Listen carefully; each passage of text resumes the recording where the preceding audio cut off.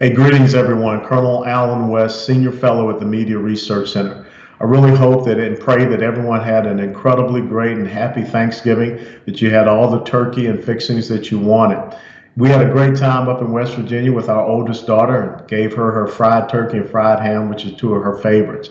And then, of course, we enjoyed a weekend of watching college football, and what an incredible weekend of college football there was. A lot of upsets, and please, Vanderbilt fans, don't talk to me. Yes, 3 years in a row, Vanderbilt has beat my University of Tennessee Volunteers. But something else was happening over the weekend that should have caused us a lot of alarm.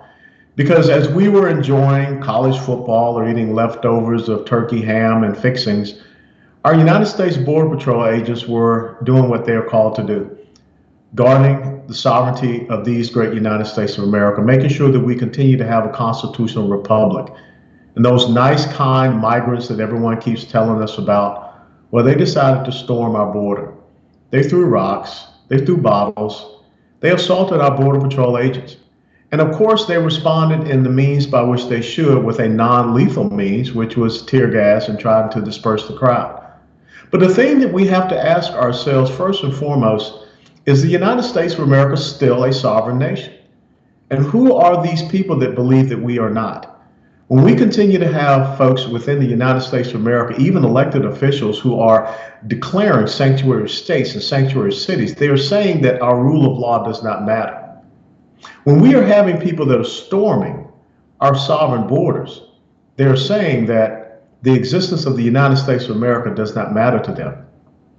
And when I hear people talk about this term asylum, well, I'm not really that smart of a guy, so I went and looked up what asylum really means.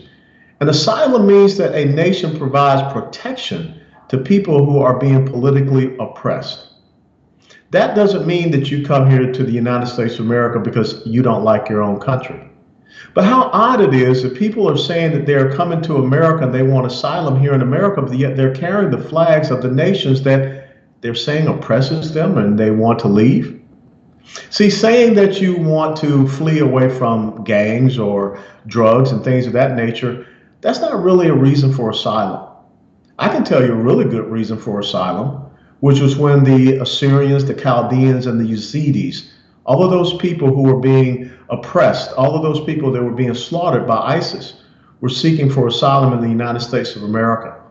And how interesting it was that the Obama administration did not grant asylum to those Christian groups. Or even we see what is happening with the Coptic Christians in Egypt and some of the horrific situations that they have to deal with.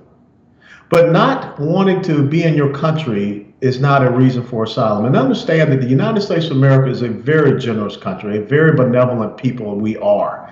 We have had people that have tried to come to this country previously to find better opportunities, to be a part of the American dream. But you know what they did? They knocked on the front door. They said, may we please have entry. And in seeking entry, it was not just about a lottery system. It was about them trying to earn something that, well, is pretty precious to us, being here in these great United States of America. And so I don't really see this as being a quest for asylum. And how interesting it was also that a federal judge would say that, there is no such thing as only being restricted to certain ports of entry. Basically, what this federal judge said is that anyone crossing the Rio Grande or any point on the border of the United States of America, they can just come right on in. But why is it that we have ports of entry at seaports and also airports? I mean, an international flight cannot just pick up and land in, well, Macon, Georgia, or Tyler, Texas, or not even in Knoxville, Tennessee. We have ports of entry for a reason, and that is to control the access to the United States of America. But if we have federal judges, if we have elected officials that are saying that we do not have the right, we do not any longer have a rule of law that restricts the access to the United States of America, then what we are witnessing is an undermining of this constitutional republic.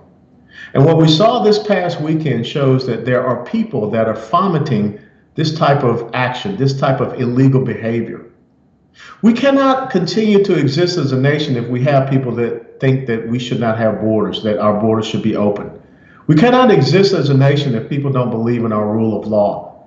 And they believe that the agencies that are responsible for upholding our rule of law, keeping our streets clear of criminal illegal immigrants, should be abolished.